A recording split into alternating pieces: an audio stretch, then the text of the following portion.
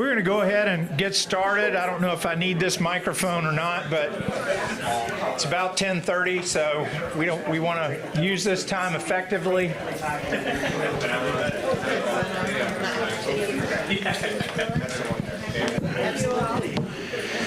It's glad to see everybody here this morning and this week.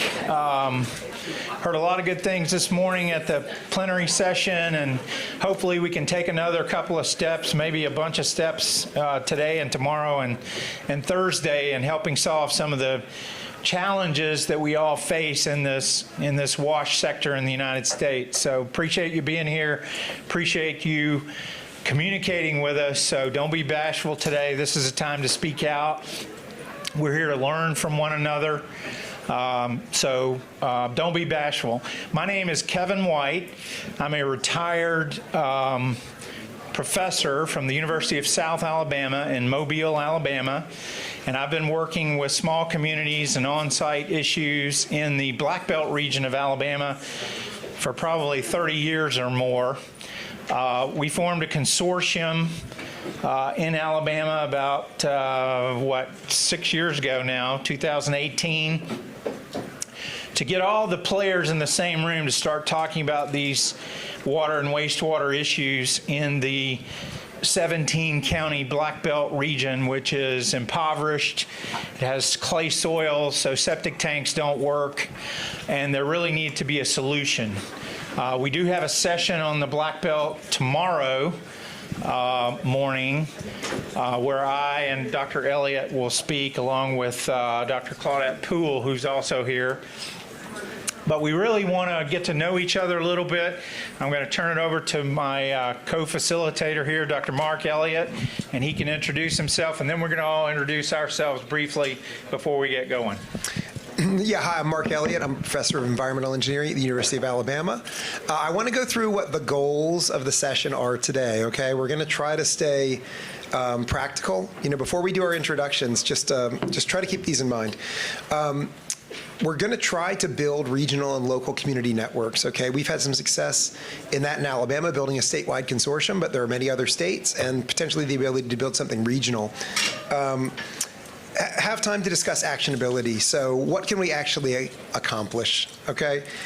We are, many of us, familiar with the problems, and oftentimes we get into sessions where the focus is on the problems, and then at the end we spend 2 minutes trying to talk about solutions. But let's try to focus on actionable items. Uncovering what the sector needs in terms of advocacy, programming, communications, research, and more, and then determining an action plan for the region and potentially where the vessel collective can support that. Okay, so let's start. Who wants to start the introductions? We'll just start from there and go around their table. I always like to go first. I don't like waiting for people to go in front of me. It makes me nervous for some reason. So just tell us who you are and what organization you represent and how you're affiliated with the wash sector. Sure. Hey, Tate Rogers, founder and principal at Triangle Environmental. We're a small R&D group working on on-site wastewater treatment and water reuse solutions. Hassan? I'm Hideki Tamura from Lixil Corporation. We have a brand name in the US, American Salad. We're manufacturing the toilet or faucet or any kind of water product. Yeah, thank you. Hi, I'm Carly Trans from the Water Environment Federation. I'm currently working on wastewater surveillance work here, supporting utilities in that. But I was in South Africa for 8 years doing decentralized sanitation work with Borda. Thanks. Hello, I'm Zach Lowenstein. I'm with US EPA. I manage a program that sounds familiar to many of you at this convening called Closing America's Wastewater Access Gap, focused on decentralized systems and systems that don't exist, really. So happy to hear from anybody here that might have communities in mind across, well, the Southeast, but also across the country that might need assistance. Thank you. Hi, I'm Claudette Poole. I work at the University of Alabama at Birmingham. I'm a physician, and I've basically been working on the public health aspect of this issue. Hi, everyone. My name is Aubrey Frost. I am here with Water and, sorry, there's a lot of people here, wow. And I also work at Water Reuse, so love to talk to you about that. Hi, my name is Carrie Ripke. I work with the CDC Foundation, and so I'm here because we fund community-based organizations to address WASH issues in their communities, including some in the Southeast. You're making eye contact. Hi, I'm BB Schaefer. I work for the Association of Metropolitan Water Agencies, but I'm actually here for Water And, which is a nonprofit that connects young people in water through art and storytelling. Hi, my name is Alicia East Hope Fraser. I am with the University of North Carolina's Environmental Finance Center. Good morning. My name is Jeff Muller. I'm with the Water Research Foundation based in Alexandria, Virginia. We fund and manage research on water issues, everything wastewater, drinking water, stormwater, including environmental justice and DE&I issues. Hi, my name is Morgan Brown. I work with Zach at US EPA, Office of Water, and work on technical assistance to help communities access federal funding for their water infrastructure projects. Hello, Matthew Collardo. I'm with the Caterpillar Foundation.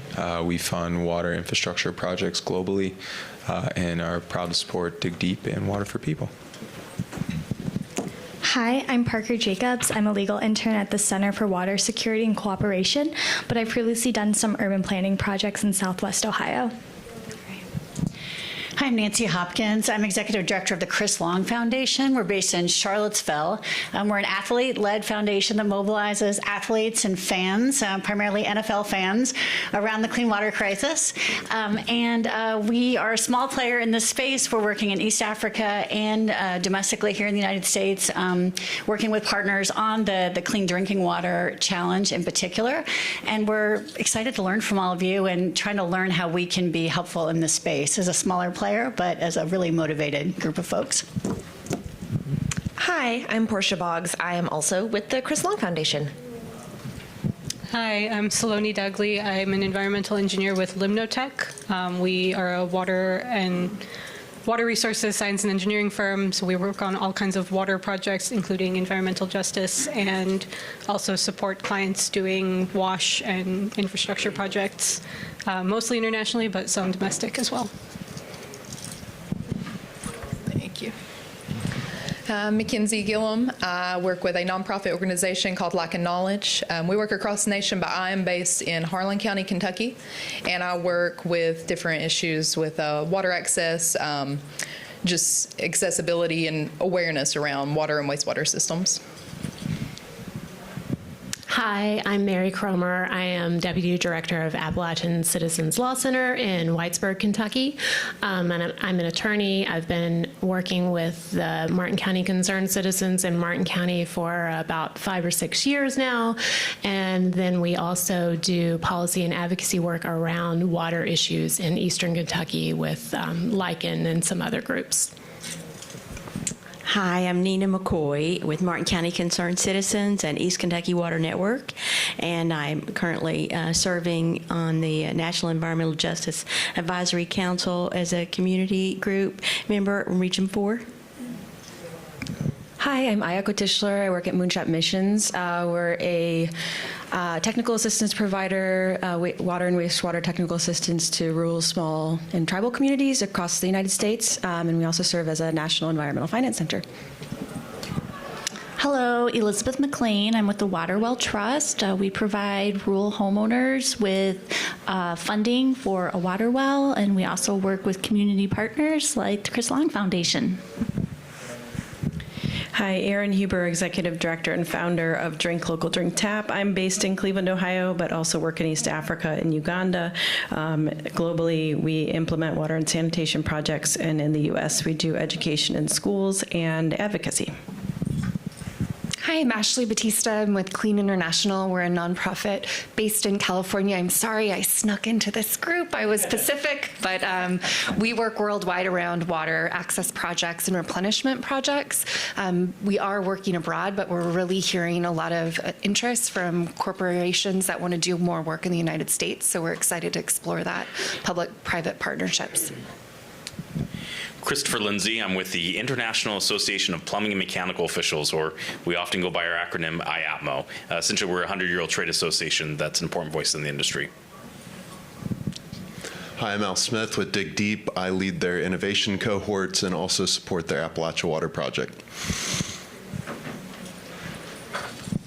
Hi, I'm Francis De Los Reyes. I'm a professor of environmental engineering at North Carolina State University, and I lead the Global WASH Cluster at NC State, and we do research on WASH technologies and solutions here and internationally.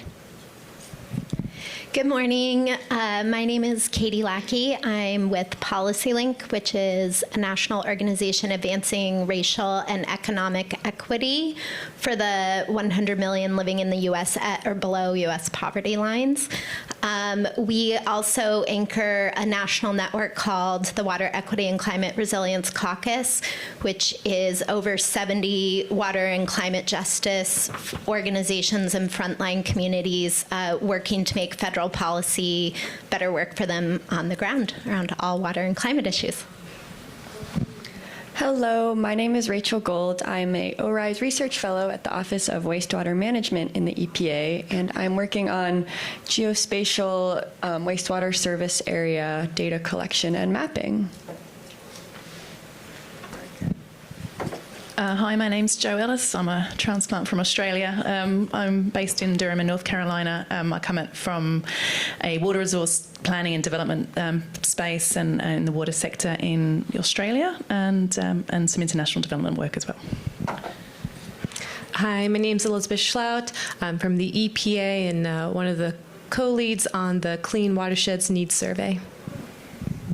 Hi, Josh Klein, EPA as well, the other co-lead for the Clean Watersheds Needs Survey, which hopefully we'll have some news in the next couple of weeks if you're familiar with the survey. And we recognize some names in this room from some documentation that we saw to support, some of the dollars that will be reported to Congress soon. Hi, I'm Monica Ellis. I'm CEO of Global Environment and Technology Foundation and Global Water Challenge, and we're a funder of community-based organizations for water access and water security. And then I also have the pleasure of serving on the advisory board of Dig Deep and formerly Water for People. So I feel like this convening is a long time in coming, and I'm glad to see so many of our partners here. Good morning, everyone. I'm Margaret Bowman. I work with myself. I am a consultant that works with foundations and nonprofits on equitable and sustainable water policy, water funding, and water finance. Good morning. My name is Aaron Salzberg. I'm the director of the Water Institute at the University of North Carolina, and we work globally on WASH issues, water security, and climate resilience. Good morning. My name is David Diarmi. I am the Director of Global Partnerships at Water for Good. Water for Good is a U.S.-based organization working exclusively in Central and East Africa. I oversee the partnerships that relate specifically to systems strengthening that we try to carry out in these different countries. Water for Good is a member of the One for All Alliance, which is with IRC and Water for People. And tomorrow we'll be talking about some of the tools and lessons we learned internationally and how they might be relevant to the WASH sector here. Thank you.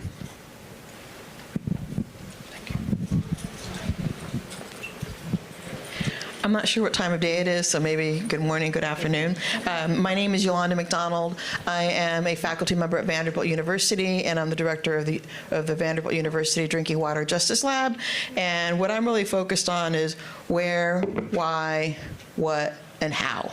So how do we approach where these drinking water issues are, which we've predominantly focused on, but we're moving more so with collaborators looking at the sanitation hygiene piece of this, and then looking at who's being impacted by this. So working on water justice issues, environmental justice issues, which stem from systemic and historical racism. And then we also look at what's happening here, how the contaminants piece, how does that impact the health.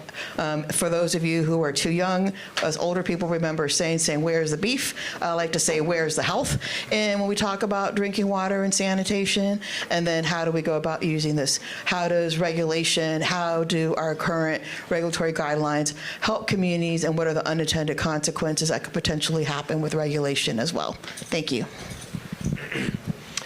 Good morning, everyone. My name is Andy Custer. I'm with Moonshot Missions. Moonshot, as my colleague Ayako already mentioned, we are a nonprofit. Our mission is to help those under-resourced communities, specifically working with their water and wastewater utilities, build their technical, managerial, and financial capacities, which we heard a lot about that in this morning's plenary session. And then we also there are to help be their conduit to get access to the bipartisan infrastructure law funding via the state revolving funds. So really great to meet you all. Hi, my name is Genevieve Mancuso, and I work during the day for Moonshot Missions really closely with Aiko and Andy.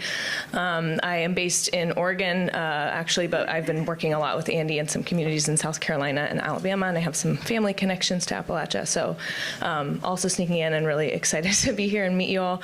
I'm also here with Flush, very clearly. That is my volunteer work. We advocate for public sanitation and hygiene spaces around the United States, as well as increase awareness around the sanitation justice issues around our country. So great to be here. Hi, I'm Deirdre White. I live in Virginia and I work in Virginia for the Association of State Drinking Water Administrators, or ASDWA, and we represent the drinking water programs from all 50 states, territories, Navajo Nation, and DC. And one of the issues that I work on is small drinking water utility regulatory compliance, technical assistance, and funding. Hi, everyone. Sorry to sneak in late. Lots of friendly faces in the room. My name is Abby Bradshaw. I'm an engineering manager at Dig Deep, and I am currently based in McDowell County, West Virginia, in the far southern area of West Virginia. I'm here with some of my colleagues today supporting the convening, and we currently work in McDowell County and in some other areas in West Virginia, and as well as our new projects in Eastern Kentucky and Southwest Virginia. Morning, everyone. Abby's going to make this easy on me. I'm Joe Morton. I'm project officer for Appalachia Water Project with Dig Deep, and taking over as we have now expanded into Eastern Kentucky. I'm David Woodard. I'm the project director for Appalachia Water Project with Dig Deep. I'm based in our McDowell County, West Virginia office presently, and I oversee the operations of our project in Kentucky, Southwest Virginia, and West Virginia. Thank you, everyone. Appreciate that. Oh, we have one more? I can just talk, yeah. I'm Hubbard in the back. I'm Cindy Hubbard. I'm a researcher from MWater. We're a free-for-use digital data capture platform for the wash sector. We have projects and offer technical assistance overseas, but we're starting to work more in the domestic sphere with Dig Deep specifically, but looking to branch out further. So I hope to chat with all of you and hear about the cool work you're doing. There are seats free up here. If you want one. I have to take a call really quick. So I'm sorry. Thank you, everybody. And as you noticed, as we went around the room, there's a lot of different sectors and expertise is represented here. You know, from academia to private sector to those in technical assistance, those in research, those doing projects on the ground. So this is a broad group, and the goal here is really to learn from each other, and let's all figure out how we can move this effort forward.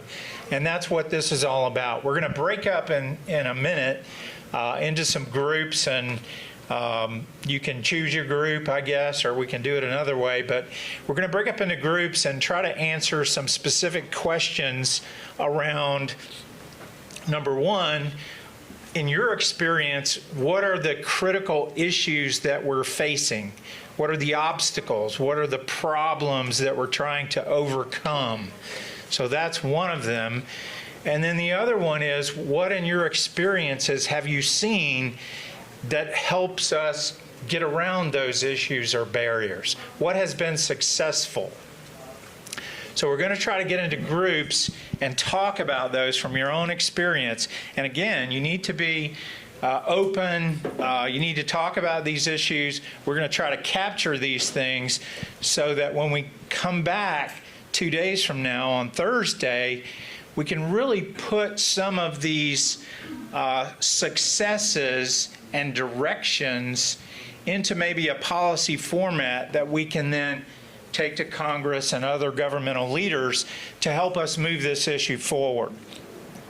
So, and I want to mention here, we've got a lot of, we've got people who are on the ground installing systems, solutions. We've got people who are advocating. We've got people who are funding. We've got researchers. It might be a useful matchmaking exercise if you don't everyone run to the funders and bother them, okay? But let's think about ways that we can create relationships that will help contribute to these solutions that we identify. All right.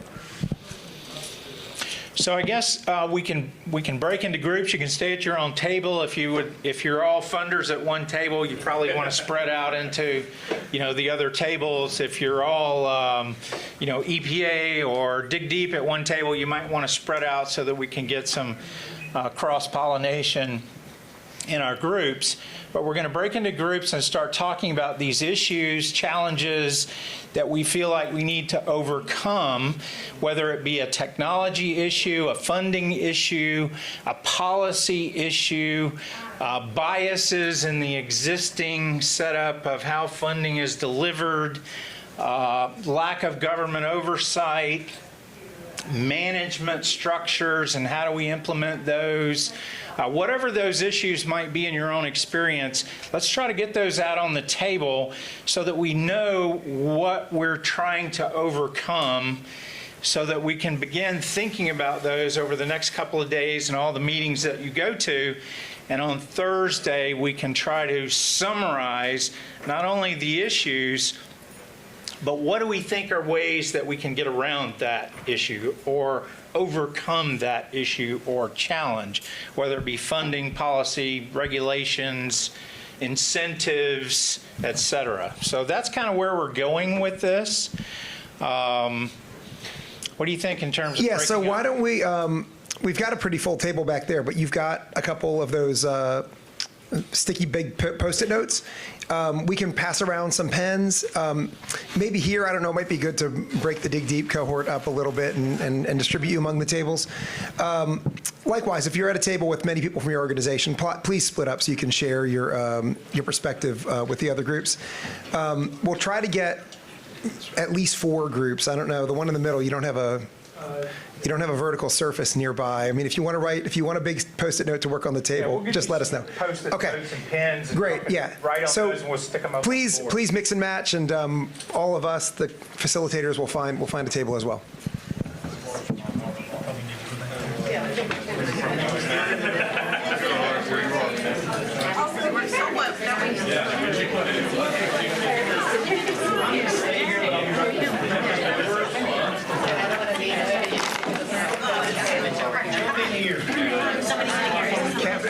I used our paper to write everyone's name, right? Just so that when I call on somebody, I'm going to put some of these on the table. That sounds good, yeah. Here's some cards if you want to write some of the ideas that you...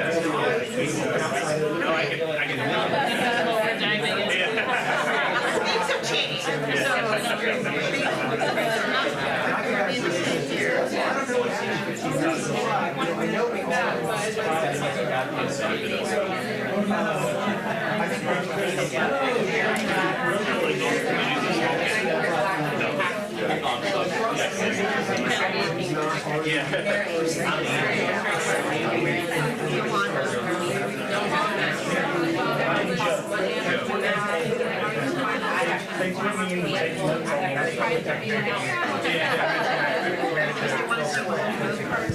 Okay, now that we're sort of divided up, there's 4 questions that we would like for you to address besides identifying issues. The 3 or 4 questions are: what challenges have allowed access gaps in this region to persist? So what challenges are out there in your own experience? That's number 1. Number 2, as an organization, what are you doing to close that water or wastewater access gap? Number 3, what are the solutions you've seen that are working in your region? And number 4, what have you seen other organizations do that you'd like to apply to your own work? So let's identify those issues, and then what are you doing and what have you seen working either within your organization or other organizations you have experience with? If you need to reacquaint yourself, please do that within your group and write down the issues and the answers to those questions so that we can get them onto the big pieces of paper and move forward with that towards Thursday. Thank you. So if you don't want, I can make this a challenge. So that's the problem. And so when you need something to say to everybody, we're facing this sort of thing where we're like going out and is there mechanism that kind of crazy time issue or set their water PA? I feel like there's got to be several very traditional, same guys, same things for 40 years. You're the best. What are the challenges? I'll do the what are you doing? I've seen your writing. I was curious if you like saw that successful.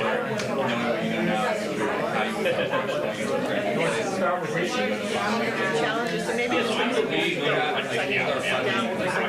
have everyone give like a challenge, and that way, they are established. I don't want to say no, they need recounting, but we've also heard it helps, especially like but not geographic.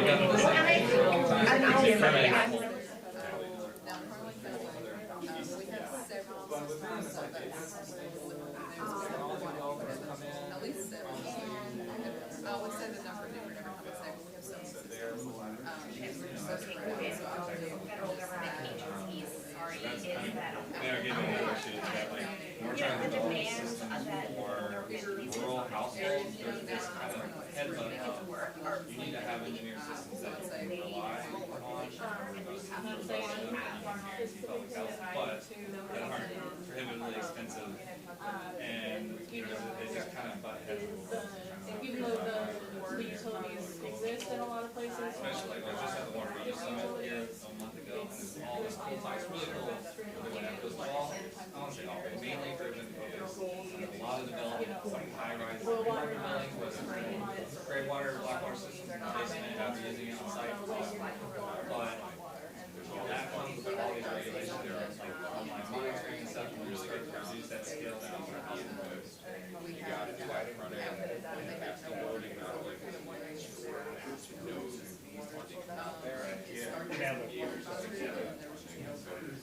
There was definitely some good learnings, and it is encouraging. I think we're all in an interesting time. A lot of this market is moving.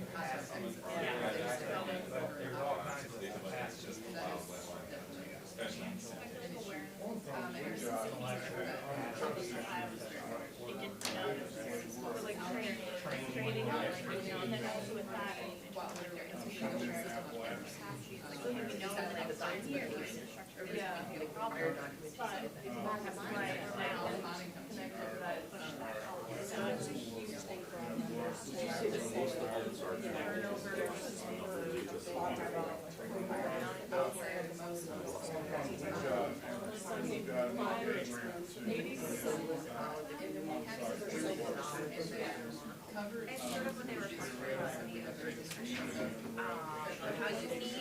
You need both sort of the structural change and the immediate mandate.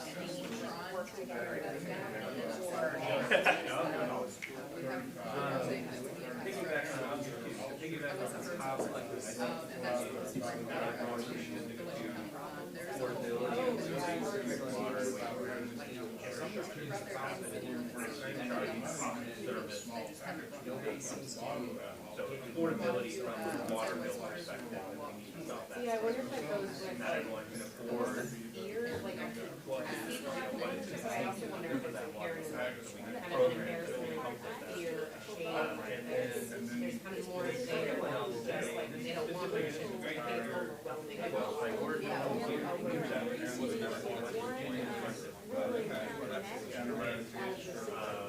Rodell and Vigo, which is and I one for around straight pipe, so but two that they didn't really have any idea how many of those holes.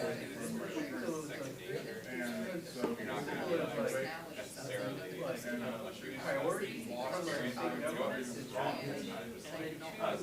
Having like a map that would indicate economic transparency that would show beginning of the challenge.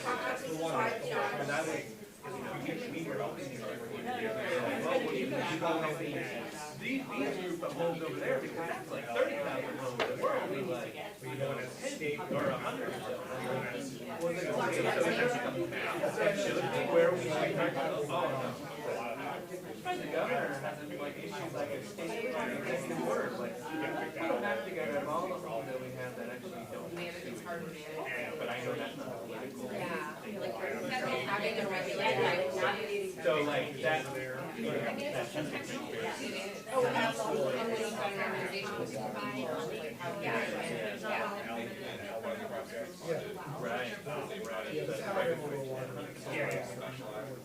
But having those local yeah. Someone, I would say like affordability that we're not just thinking about the water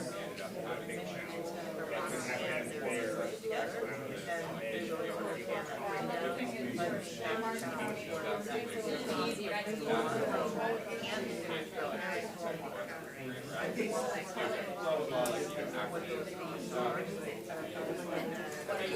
we could be like a community garden organization, or we could be like, we're not, we're just communities, not necessarily water experts, but we're trying to secure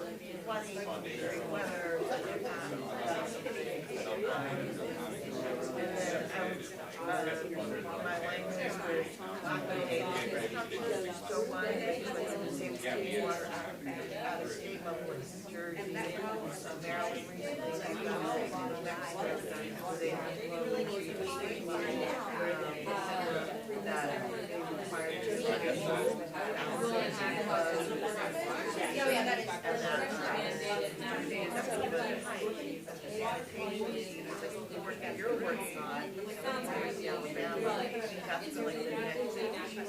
is this has to be at a regulatory level. I have no one has designed it. So I would say that, and the governor but this is not going to happen right here. We spent 5 years.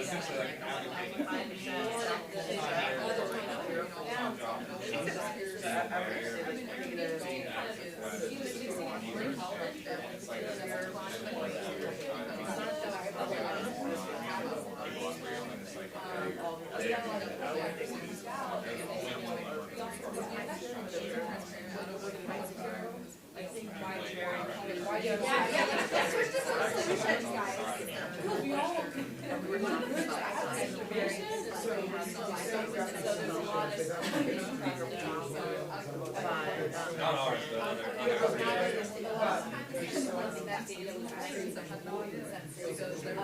So my colleagues asked, and I could go on.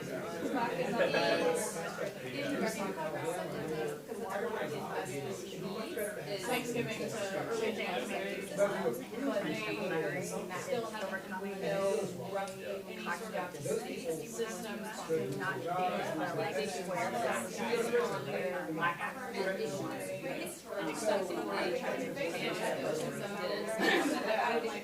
I would see it first, I would send it to me, you know, that's something that they either going to have the water extra $1,000 shower or anything, or water advisory, he has no way of without checking Facebook. Now,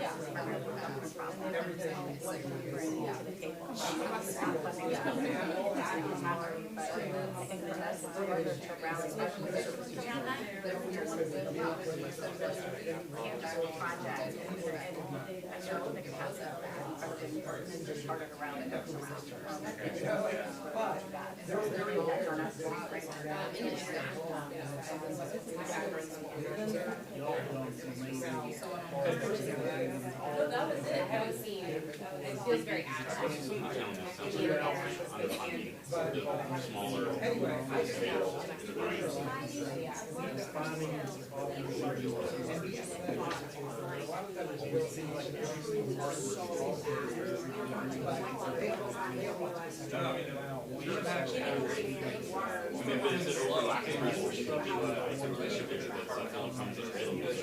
Like you said, they get it. They realize the problem. But at the end of the day, they're having to try to like this. And the thing about them is they have to guarantee and these are like really innovative, like we're talking about, like right there, surface discharge, where they're delivering light. And that just is scary, right? They don't want to be no one wants to be the first one. So there we're trying to be innovative. We have somebody who years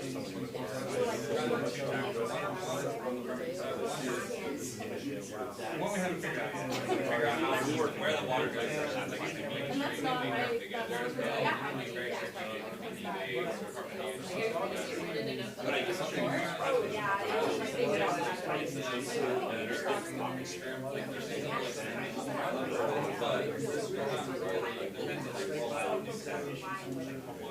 large companies already developed. So in terms of like new innovation, not really a good way to do it. Basically trying to do working with like they have some get like pre-approved pilot sites where they're already running whatever. And it's very easy for you to come in and do the system there. People can go touch it, see the water. It's almost a year to get with existing settlers. We literally developed it.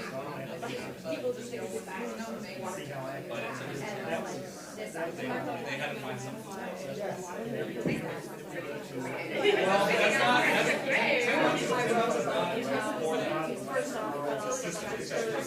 cut off a bunch of ambulance access. If we didn't have the only other this for too high, so like I think we're really trying to set up another issue for really like observation contest thing has set up and you start very hard.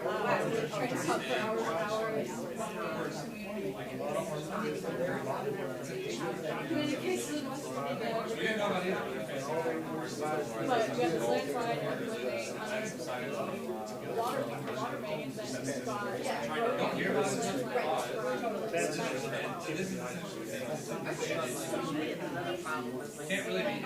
But yeah, similarly,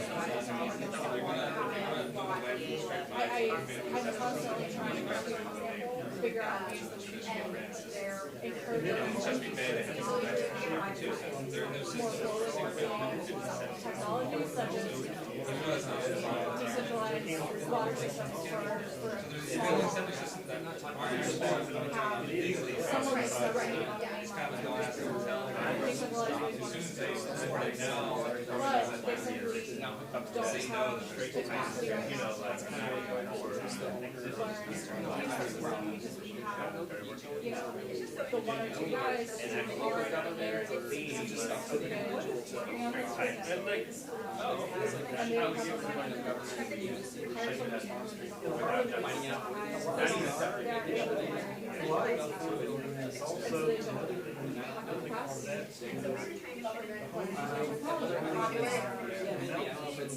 right now, our policy is start a new program. It's like a summer. I think they're doing hiring basically doing summer internships. High school students that'll be in class in a few summers. And it's kind of working hard eventually. It's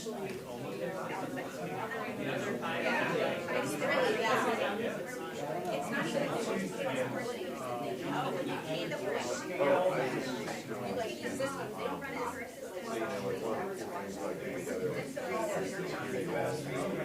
all the stories that makes it very real and very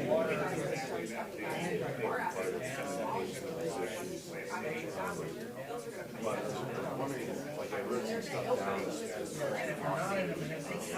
as distilled the story element to what I got out of this was structure,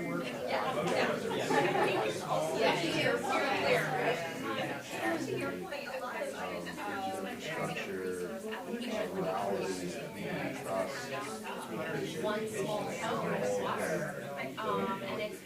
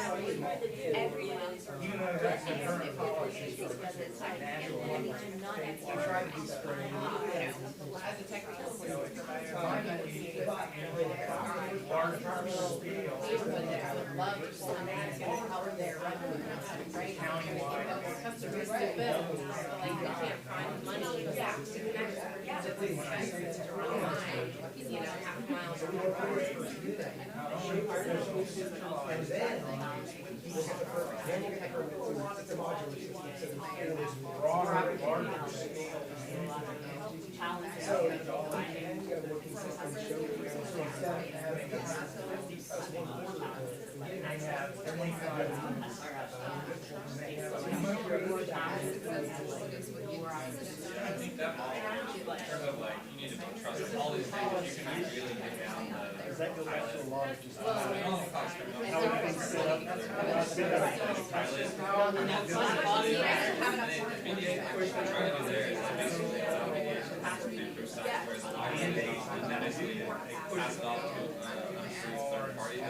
that makes it easier for them to sit at night and not stuff.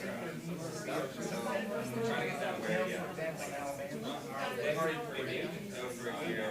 I want to see it right it's very easy. A lot of interventions that are done. Once you have a system there, where you can stop these or have these conversations.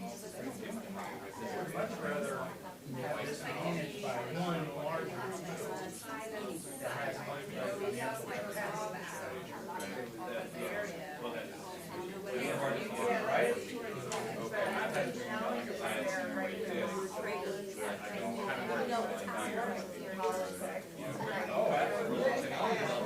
we do something allowed here. You can only do small volumes.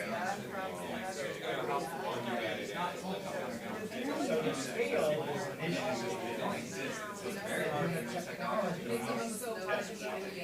We're promoting getting things on it, like, that's really good. So no, sales are not really good. I mean, obviously, your private foundation is just really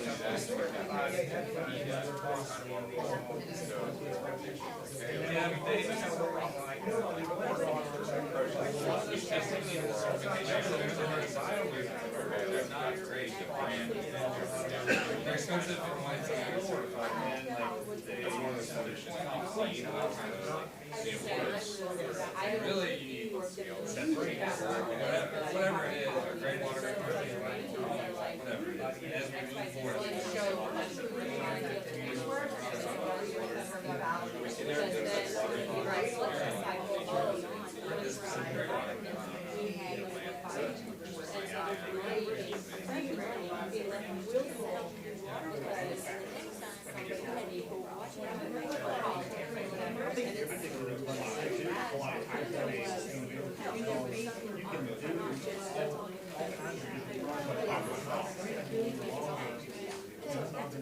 Yeah, I mean, I watched that.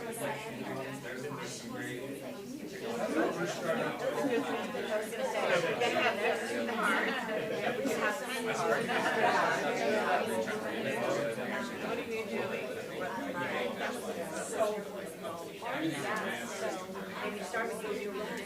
Our system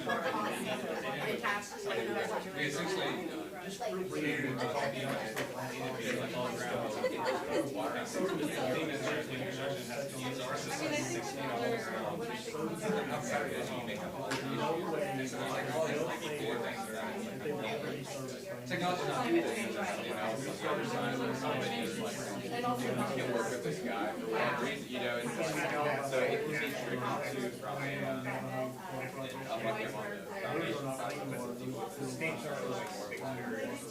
I see from the private big dips. Yeah, it's not necessarily a policy issue. Those, I mean, I think different people.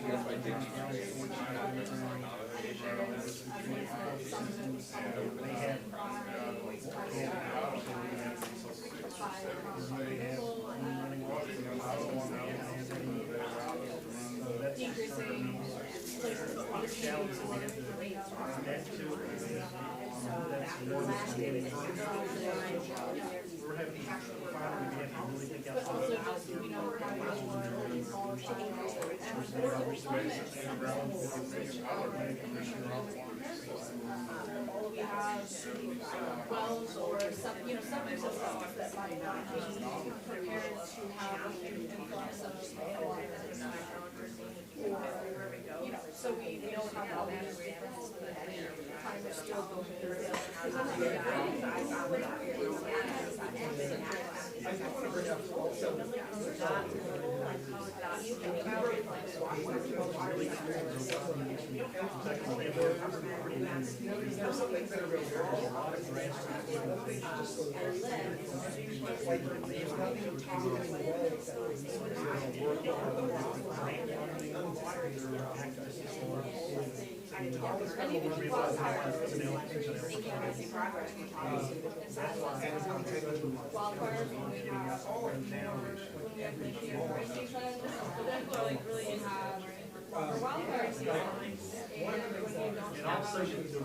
good water making hydrants that you can tap into. It's going to take more tanker trucks. I did the other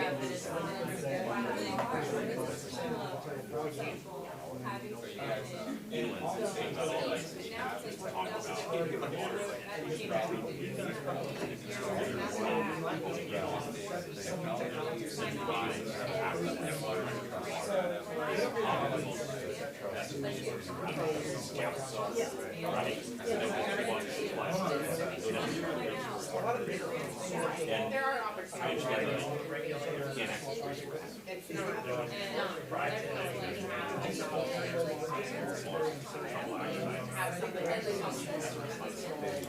You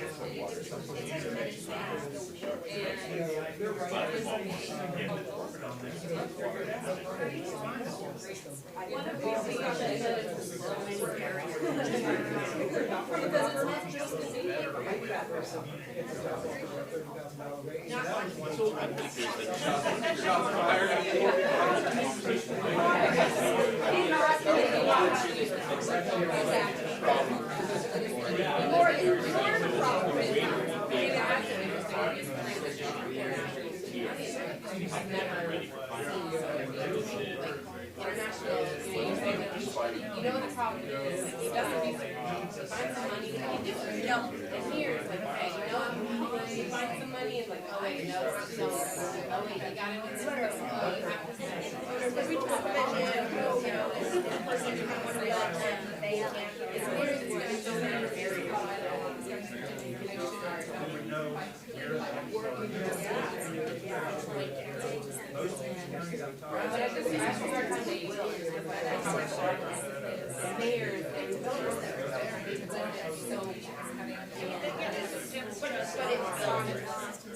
it's not right. So the difference.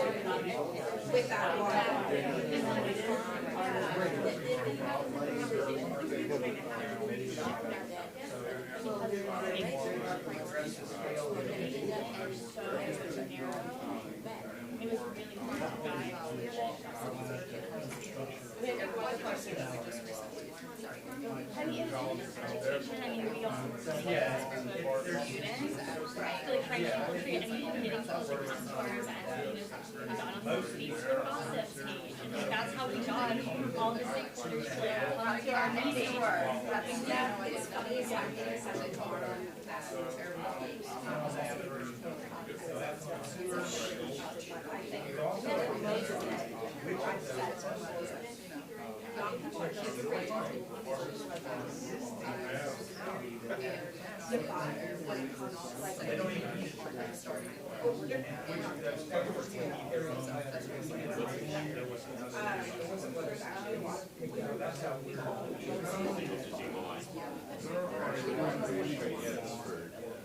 It goes back to the data, like, you know, like, how do you have a first bullet? Where does all, where is all that from? Oh, put all that on the GIS map and you can start looking, okay, there was those, that's what we're seeing here. I was just going to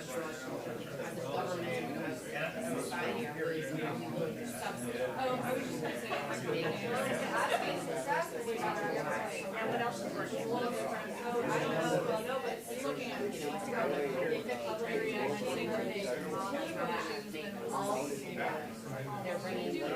I do running when I try to do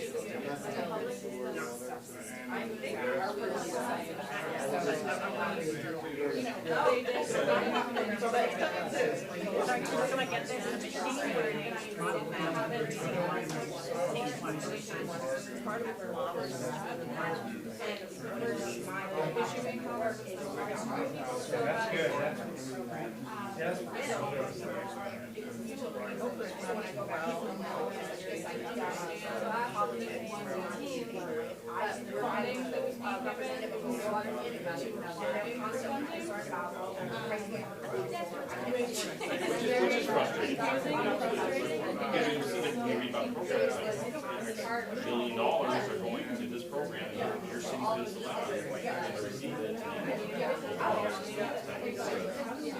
And a lot of that, and so that was, Yeah, you've got a problem. and the other thing is that it's another project that probably value of water survey. We think if a person support the house, which is very exciting.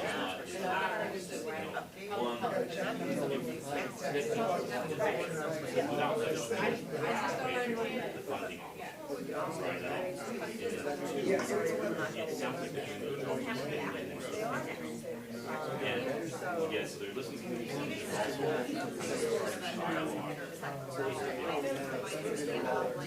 here's the process, here's how systems are funded.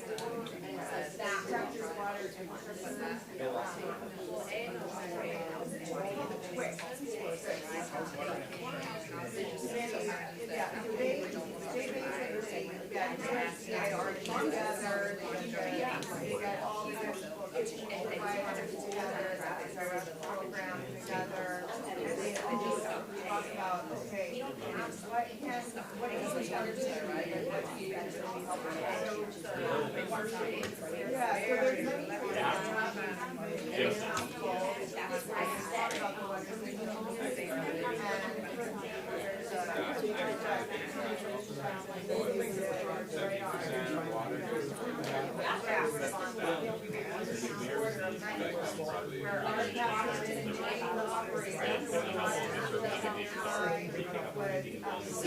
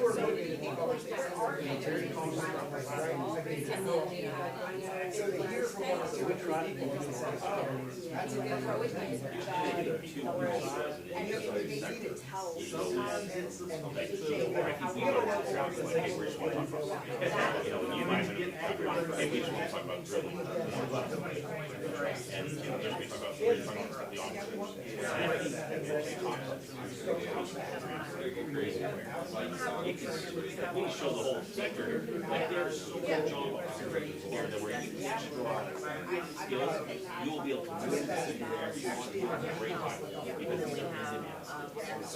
There is demand for all products. And that's broader conversation about competition. And I think it should. I mean, it needs to be a revitalization of trade with, you know, so we have a lot of organization what about what is needed? Plumbers, operators, installers, electricians, well, the solutions we have, water industry, also water. Yes, I was going to say, I was like, and they're very, very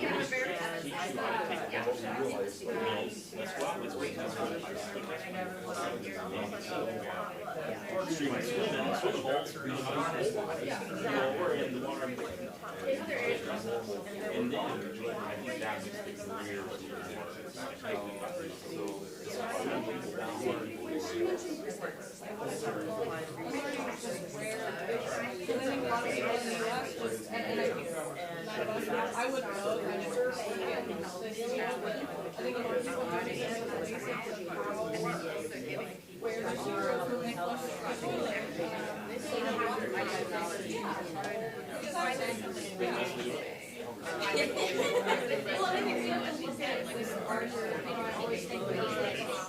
Photoshop picture with all these layers. So you have to consider, you know, if you want kids to become a plumber and stay in this community, we have to say, making sure that our schools and our residents, they are to have a family and stay in their community and they have good school services. Are we still supporting our global elementary schools? Because people, you know, we're working on housing, we have to, it can't just be, even just, you were saying we want to look at the water sector as a whole, we also have to look at all of these different aspects as water and general. Some of these things, if you're missing like one of it, it makes it very hard Okay, let's wrap up in 2 minutes so we can have time to share, okay? Let's wrap up in 2 minutes so we have time to share with each other.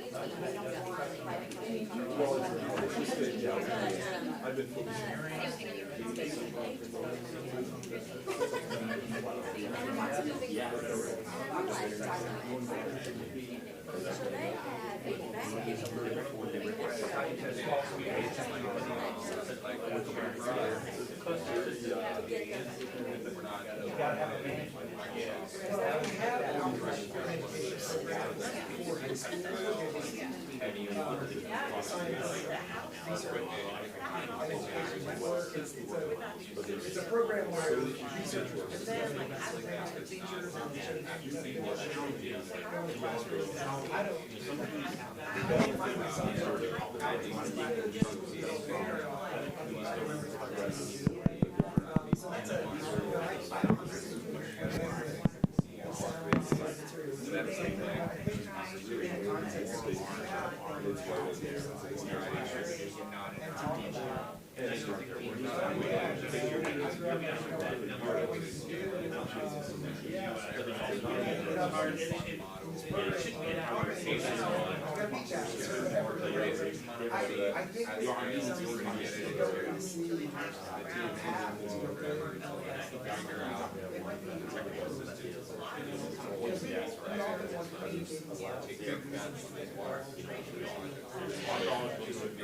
I hate to break up the good conversation, but we need to summarize what we've talked about and maybe discuss that a little bit. We've got about 15 minutes left in this session.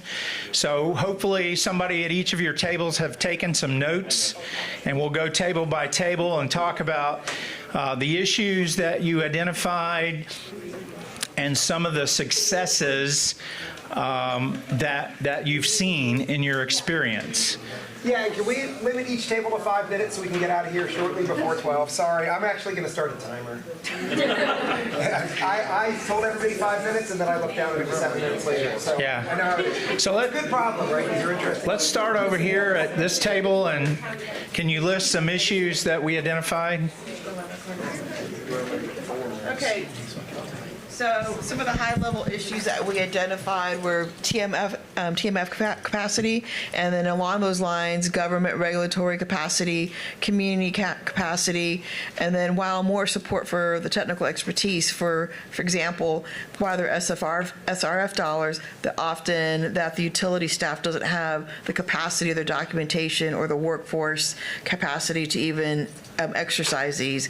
And then questions around just affordability, cost of service, raising awareness around not only just your water bill, but it's also your water, your sewage, your stormwater bill. And that goes into questions of poverty, sociodemographics, and just justice-related issues. We also spent some time talking about just overall lack of data, whether it's from water systems, water treatment, sewage, pipes, just overall, like what are ways that we can institutionalize this, like New Jersey, so that we have these geospatial data available and updated as part of our wash infrastructure in the United States. And including in that is revisiting how we permit septic tanks only once. And then The other piece was just overcoming this cognitive dissonance that a country like the United States has these issues, and how do we raise these in a way so that we can be looking for solutions.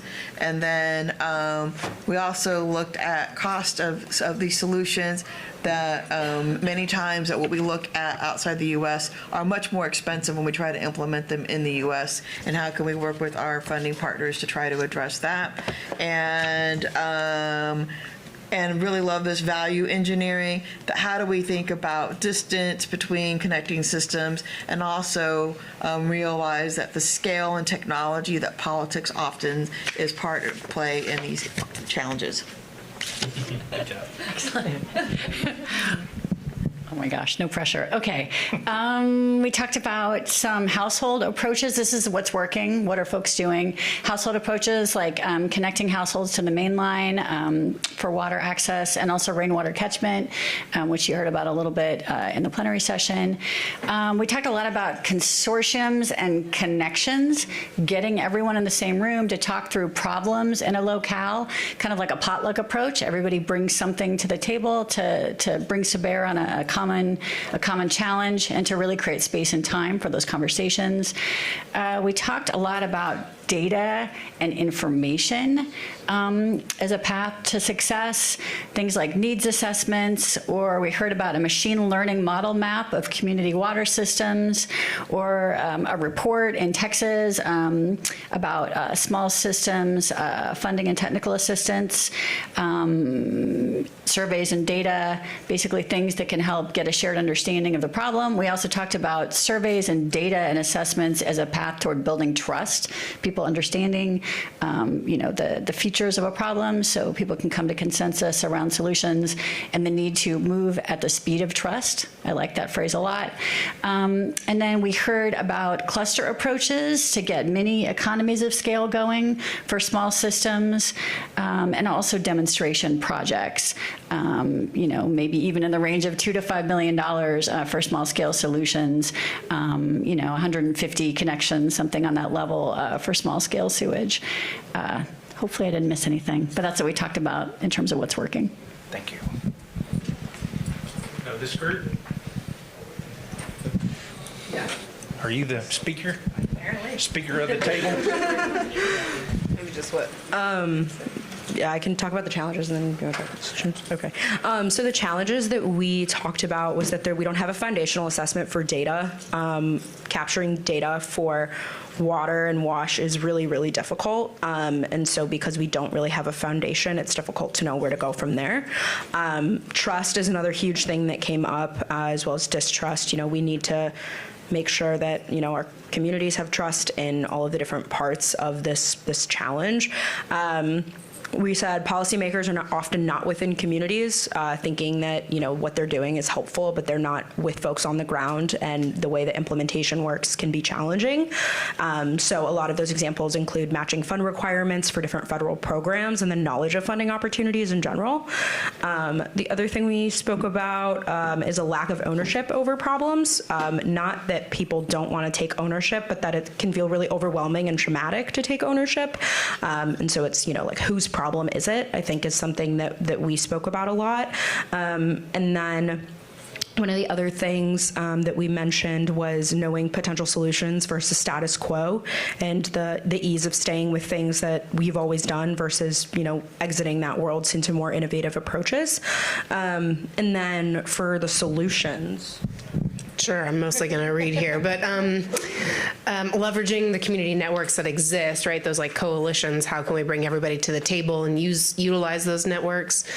We talked about storytelling and art as a way to share stories and kind of bring everyone's kind of account to the table, and that can be a really helpful way to move forward and allow for that visioning piece that sometimes is hard to get to. Having some sort of government conduit for disconnected folks, increasing capacity rate, having more of those technical providers, technical assistants. They're funding me, so I have to say that. I have to put in that plug. And just increasing, cooperation and accountability by expanding that TA, that technical assistance. Also some talk about nature-based solutions, which can be great, but I think we also talked about the challenge of innovation and the concern with innovation and when they're barely scraping by, or the concern of public health if something fails, right? So kind of how do you manage that interest, and then the coalition building. But again, yeah. Okay, this group over here, who's the speaker? I'll start. So trust came up a couple times, and I think partnering wisely when you go into a new community is really important. So one of the things that I came in as an outsider, a Yankee coming into Alabama and thinking, oh, I'll write a proposal to try to work on this problem. It gets funded. I have, basically no idea how to get anything started. But somebody connected me with Kevin, who'd already worked for decades for free with many of these communities.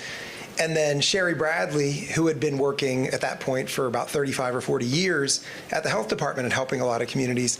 And so I basically, with my little project when we started, was able to leverage the trust that they had built up. And then also we partnered with Auburn Rural Studio to install our first system in a town. They donated the land, and they'd been installing homes for people for decades and helping to maintain those homes. So they were a trusted organization in the community where we were working. So I think that's really important. And then also I kind of leveraged my outsider status to kind of feign ignorance about the past, and say, like, I don't know what happened 15 years ago, but I know we all acknowledge there's a problem here, so let's try to work together to come up with solutions. So there are ways, I think, to whatever standpoint or perspective or you're coming from, where you can think wisely about how you should engage. I think a lot of the time as researchers and academics, we do things that can kind of alienate communities. They can alienate also regulators, because a lot of academics they have funding for a 3-year project to put in to install something, and then once the funding dries up, they're gone. So I think there's reasonable concerns that these people have, and a lot of the time the regulators are under constraints that we really don't recognize, where if they do step out of bounds and approve something that's not maybe regulatorily approved or standard, because it's better than the existing solution. Say there's a straight pipe and they say, yeah, you can put in this treatment system. We realize you can't infiltrate wastewater into the ground here, so you do your treatment and disinfection, and yes, we'll allow you to surface discharge. They're really putting their job and their pension on the line if something goes wrong with that, even though everyone would acknowledge it's better than just allowing all these straight pipes to exist. So I think it's important that we try to put ourselves into the position of others and just think about what constraints they're potentially under. Does anybody else want to talk about some of the other issues? I don't want to dominate this. That was for the last group, so thank you for ending early. So I guess I'll just run through these, but if anyone else wants to speak up, please feel free. The value of demonstration sites, that was mentioned by some of the other groups. That's been our theory, that a lot of the communities that we work with, they see the solutions that work for wealthier communities as just not really applying to them. We know that this upper middle class suburb has this liquid only system and it's working great because they're all rich and they're probably paying more money than we can afford. In terms of the affordability, one thing that I know there's some foundation people in here, I'm not going to look at you directly, but one of the things that we've been trying to do in terms of affordability is, for our first small community, get a foundation to establish a small endowment that would basically yield, just based on interest, say you could return, say 6%, to sustainably lower the bill every single month for these households in perpetuity. So if you had $1 million and you have like 100 homes on a system, and you're getting, say, 6% interest, it would yield enough to lower their bill by about $50 per household per month. So you take a system that maybe it is too expensive for what the community members can pay, but say it'd be $70 or $80 a month. If you can knock $50 off that, it gets into that $20, $30 range. Maybe that's affordable. Maybe if you're a community, you need to get it down to $10 a month. But just thinking creatively about solutions like that. If you are with the foundation and you might be interested in doing something like that, I've got a community ready for you. Sorry, I did exactly what I told you not to do. Tate, do you want to talk about some of the testing and demonstration issues that you've had? Yes, I mean, just going along those lines of permitting and regulation came up, and a lot of we talked about, we tend to villainize the Department of Health or the permitters, but if you think about it from their perspective, they have to protect community health, and so some of these new systems or new things have been done the same way for a long time. One thing we're trying to do in Virginia right now, we're piloting a system, one of our systems for treating septic tank effluent to a water reuse standard, whether we reuse it or not, it's up in the air. And we're pulling from an existing septic tank that goes to a drain field. And so we literally can't, if we fail miserably, the things just operate as normal. And it still took us a year to get a 1-year operational permit just to pilot, because it's just it's so new. They don't really know how to do it. They didn't know what to do with us. That permit is kind of a loophole. It's not like an actual permit where we can put our system in. So just in terms of all the things we were talking about, building up trust in the community, being able to demonstrate, I think it really goes a long ways for people to be able to come out and touch and see a system working and see clean water coming out. And so the need for these kind of demonstration sites that are potentially pre-approved sites that are where the Department of Health, for instance, can put off the liability to a third party for testing and monitoring, and it's real wastewater, so you're demonstrating it properly, where new technologies can easily come in and demonstrate, and it just really helps as a showcase for the community, and then it also invites just commercial incentive. I mean, for us, if we didn't get our funding, which is through Go Virginia, there's just too many obstacles for us to even consider going and testing there. And so we're trying to kind of pave the way and use that as a demonstration site and try to get some I would call them pilot permits approved, where it's just incentivized for new systems to come in, and then people can come and see the systems working. You got everything there? Okay, let's go to this group. Please, Al. Great, thanks, Kevin. Yeah, so we had the good fortune of having some community representatives from Harlan and Martin counties in Kentucky who are also participating in the Closing the Wastewater Access Gap pilot program. And so we spent a great deal of time hearing stories directly from what's going on in their community. And as you can imagine, spent a great deal of time talking about the challenges, which some of these are probably not going to sound new, but very interesting to hear how they relate in the community. And so aging infrastructure, distrust in government, declining population, lack of workforce and community capacity, extractive industries having a presence there historically, communication, education, rurality, lack of community organizations. And the one that kept coming up again and again and again, we've heard it, I think, at every single group, is this trust or distrust. And so distrust within the community, distrust within the actual water and sanitation infrastructure in the community, distrust in the government, distrust in outsiders, even those trying to come in and help. And so that's a big hurdle to get over. And I know that we're getting short on time, so I won't get into too much on we spent a lot of time talking about the challenges, but I think that one thing that came up over and over again is the need for community organizations working in these communities to represent them and to be able to help work and build trust within the communities, and then to be able to bring in outside resources and opportunities in a way that is engages in the community at their level. And that's very good.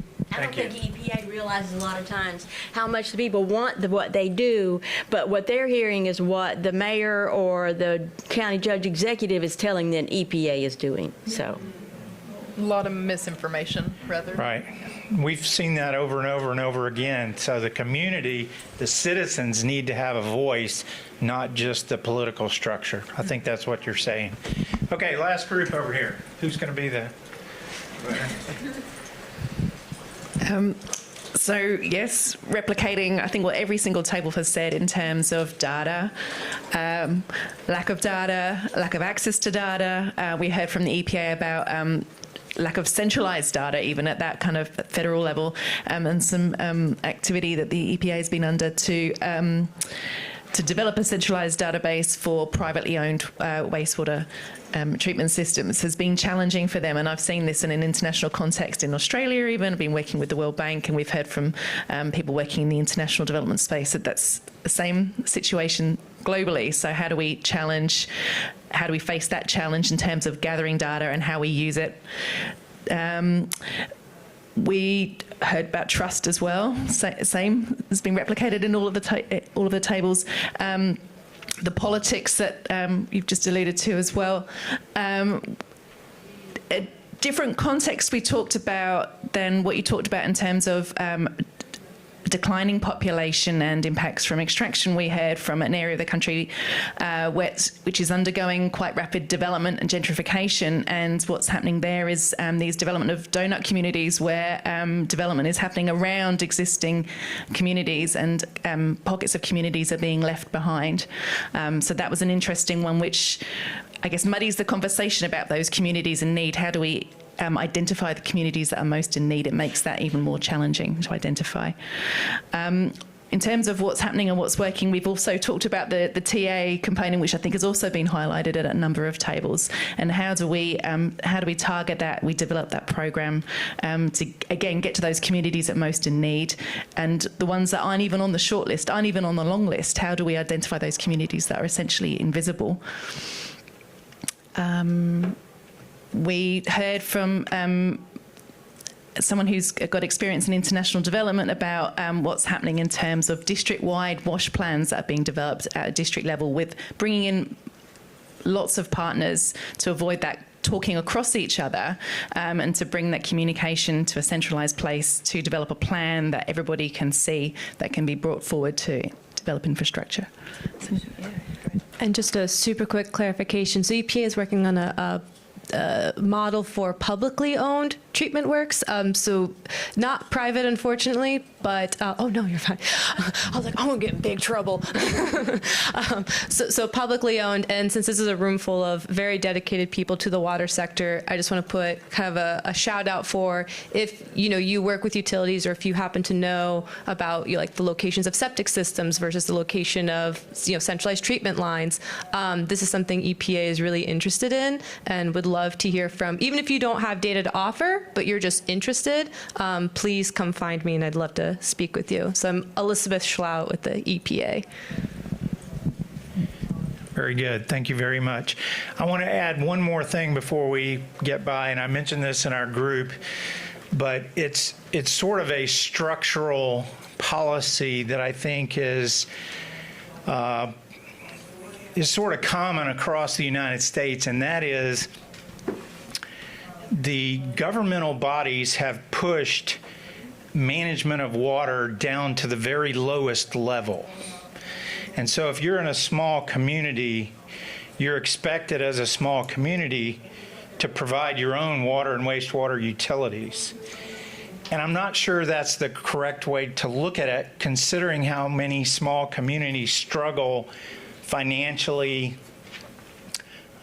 to maintain their systems. And so I think from a big picture policy point of view, that might be something that we need to think about over the next few days. And how can we get to, I mean, if you look at a map of how many water utilities there is in the United States, it's incredible. It's thousands and thousands of small water utilities.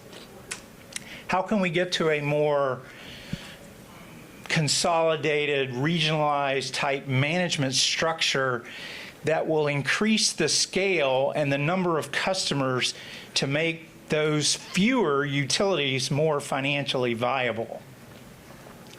So I'm sort of laying this out that we can think about that over the next few days, and maybe by Thursday, some of you bright people can figure out a way to overcome that, right?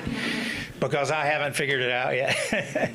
But anyway, any other thoughts or comments before we break for lunch? Thank you all for your input. It sounded like everybody was very supportive of each other and good ideas.